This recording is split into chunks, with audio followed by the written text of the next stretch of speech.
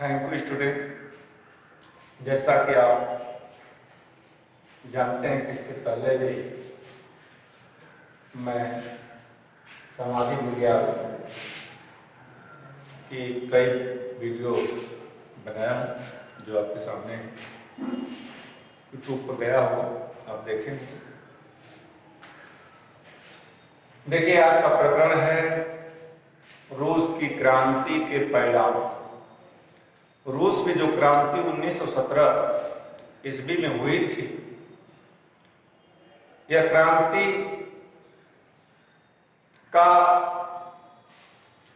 रूस पर क्या प्रभाव पड़ा, इसके क्या परिणाम निकले, वह बिंदुवार यहां अंकित है। जिसका पहला पॉइंट है प्राचीन व्यवस्था का अंत। देखिए, रूस में जो एक लंबे समय से जारशाही, तानाशाही सरकार सत्ता चली आ रही थी, इस क्रांति के बाद वह तानाशाही, राजशाही, पूंजीवादी व्यवस्था का अंत हुआ और इस क्रांति के बाद रूस में एक लोकप्रिय क्रांतिकारी सरकार का गठन हुआ।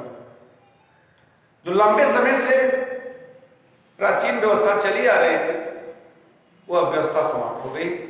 अब एक नई व्यवस्था का प्रादुर्भाव। दूसरा पॉइंट, शोषण का अंत। देखिए, इस क्रांति के बाद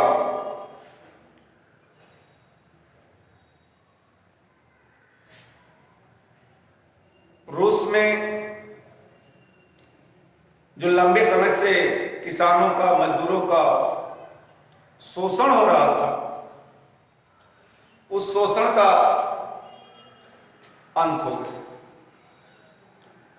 काम मजदूरी देकर के अधिक से अधिक वर्क लिया जाता था। पूंजीवादी व्यवस्था हावी थी, तानाशाही व्यवस्था हावी थी। लेकिन इस क्रांति के बाद वहां एक समाजवादी लोकतांत्रिक व्यवस्था स्थापित हुई। वहां पर एक समाजवादी गणतंत्र स्थापित हुआ जिसमें सबको समान अधिकार मिला। तो लंबे समय से जो शोषण की प्रथा चली आ रही थी, उस शोषण की व्यवस्था का भी अंत हुआ। तीसरा पॉइंट था जन कल्याण में वृद्धि। देखिए, रूस की क्रांति के बाद जो रूस में सरकार बनी, वह एक लोकप्रिय जन कल्याणकारी सरकार बनी। वह एक लोकप्रिय और जन कल्याण के दृष्टिकोण से देश में निर्माण कार्य करा करके देश की जनता को सुखी और संपन्न बनाने में कारगर सिद्ध हुई। देश की जनता में अमन चमन, खुशी और संपन्नता की लहर दौड़ गई। तो रूस की जो नई सरकार क्रांति के बाद बनी, वह जन कल्याण को ध्यान में रख करके, लोक हित को ध्यान में रख करके लोक कल्याणकारी, जन कल्याणकारी नीतियों का निर्गमन किया। अगला पॉइंट है आर्थिक विकास को बढ़ावा। देखिए, क्रांति के बाद जब लेनिन के नेतृत्व में सत्ता आई, जो क्रांति का नायक था लेनिन, जो रूस की क्रांति को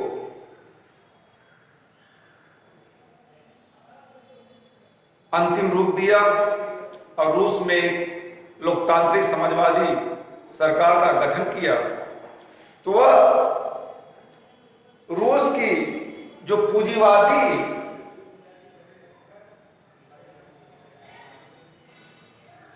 अर्थव्यवस्था थी उसको समाप्त किया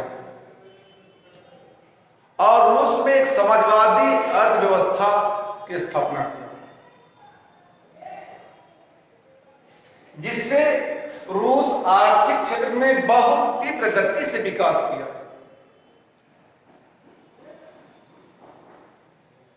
और आज आप देख रहे हैं कि रूस विश्व के संपन्न राष्ट्रों के श्रेणी में किस स्थान पर है, ये सर्वविदित है। अगला पॉइंट, विज्ञान तथा उद्योग का विकास। देखिए, क्रांति के बाद, जो क्रांति से पहले रूस में प्राचीन व्यवस्था चली आ रही थी, एक अन्यायपूर्ण व्यवस्था चली आ रही थी, एक शोषणपूर्ण व्यवस्था चली आ रही थी। तो क्रांति के बाद विज्ञान और उद्योग के क्षेत्र में रूस काफी विकास किया, काफी उन्नत किया। और इतना ही नहीं, विज्ञान और आर्थिक क्षेत्र में पिछड़े हुए रूस को इतना आगे बढ़ाया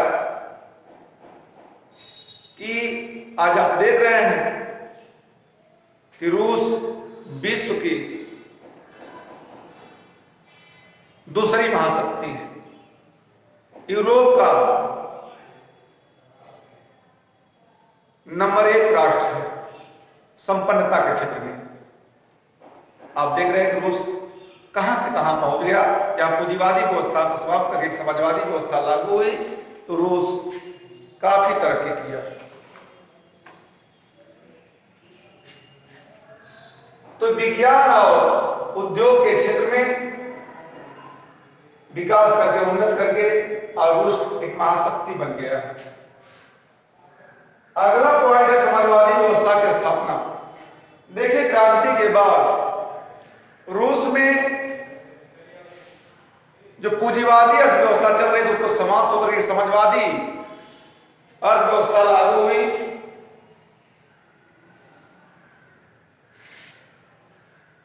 और उस अर्थव्यवस्था में उस अर्थव्यवस्था में रूस काफी तरक्की किया। आज रूस में एक समाजवादी सरकार आज भी चल रही है। आज रूस विश्व का शक्ति संपन्न राष्ट्र है। तो यह समाजवादी व्यवस्था की देन है। अगला पॉइंट है सैन्य शक्ति का विस्तार। देखिए, रूस क्रांति के बाद जो रूस में नई सरकार बनी, रिसीव कर लिया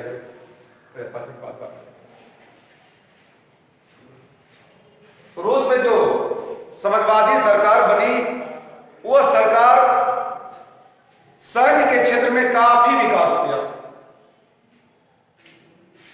और आज सैन्य शक्ति के दृष्टिकोण से रूस विश्व की महाशक्ति बना हुआ है। आज रूस इंग्लैंड, अमेरिका, जापान राष्ट्रों की श्रेणी में आकर खड़ा हो गया है। तो यह जो रूस की क्रांति के बाद जो परिणाम निकले और केरेंस्की की सरकार के बाद जब सत्ता का हैंडओवर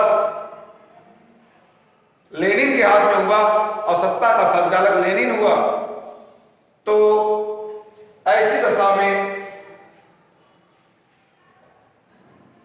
लेनिन ने रूस का सर्वांगीण विकास करके रूस को एक महाशक्ति का रूप प्रदान किया। यह है रूस की क्रांति का रूस में प्रभाव।